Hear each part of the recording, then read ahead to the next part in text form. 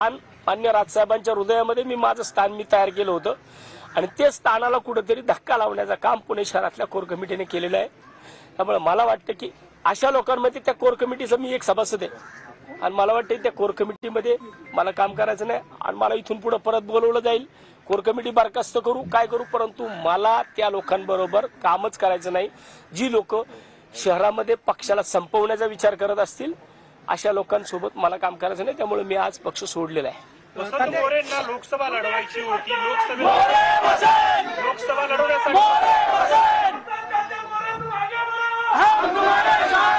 लोकसभा लढवण्यासाठी वसंत मोरे सातत्याने इच्छुक होते आणि आता कुठं लोकसभेसाठी आपल्याला तिकीट मिळत नाहीये अशी शक्यता वाटते, त्यामुळे वसंत मोरे राजीनामा दिलाय असं नाहीये।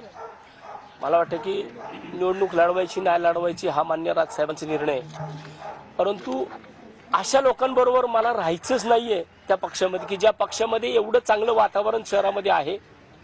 अगदी 2017 पर्यंत या शहरामध्ये सेकंड लार्जेस्ट पार्टी म्हणून महाराष्ट्र नवनिर्माण सेना होती।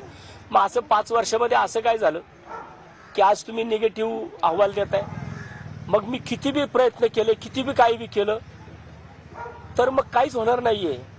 म्हणून मी आज या ठिकाणी असं कुठलं की पक्ष निवडणूक लढवणार नाही काय नाही, हा सन्मान्य राजसाहेबांचा आदेश आहे, सन्मान्य राजसाहेबांचा तो अधिकार आहे, त्यांनी त्याच्या बाबतीमध्ये निर्णय घ्यावा। मला आता महाराष्ट्र नवनिर्माण सेनेकडनं मी निवडणूक लढायला इच्छुक नाहीये। जर निवडणूक मनसेला लढायची असेल तर या जे काही इच्छुक आहेत 4 जण, ह्या 4 जण 4-5 इच्छुकांमध्ये कुणालाही साहेबांनी तिकीट देऊन त्यांना निवडून